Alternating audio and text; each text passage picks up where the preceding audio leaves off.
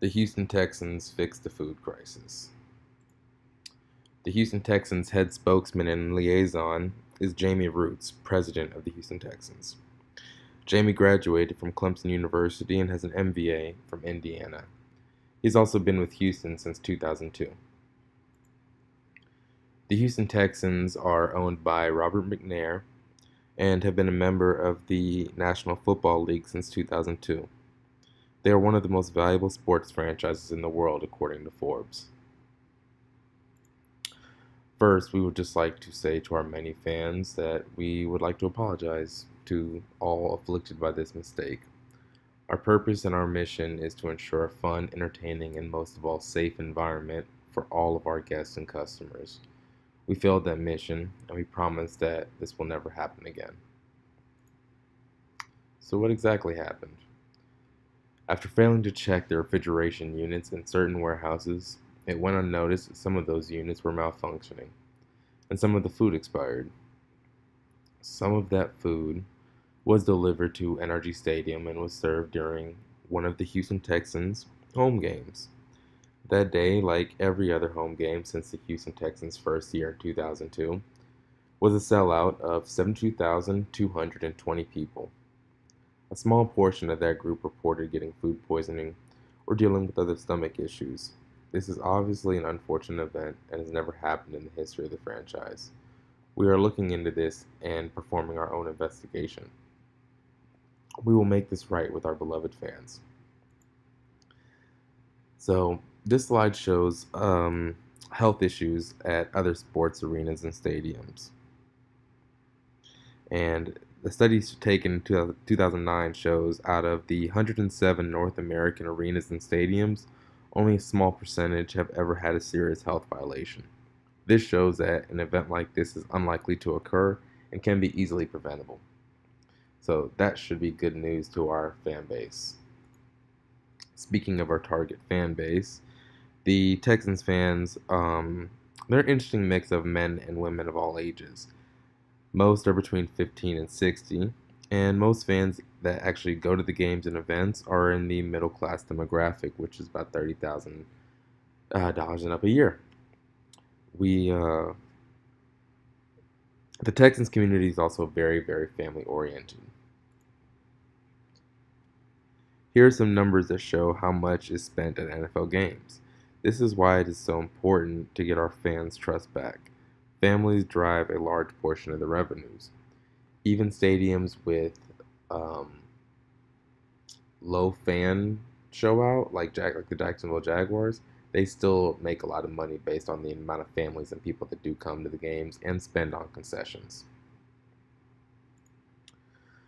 Our solution. So, first of all, the employees responsible for the negligence at those warehouses were reprimanded. The contract with said warehouse will be terminated, and we will be working with another company to ensure this never happens again. Um, More locally, we are also going to be increasing health inspections at our stadium. So instead of the normal ones, we're actually going to be doubling them.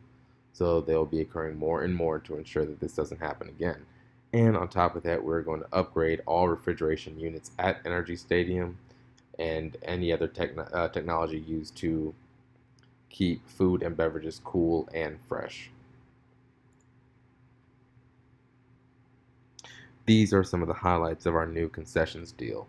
It's about a $26 million 2-year deal to provide concessions at NRG Stadium. We're going to see how this new company works, and we're going to hope that this doesn't happen again. And for our fans, these are some of the ways that we plan to make this right.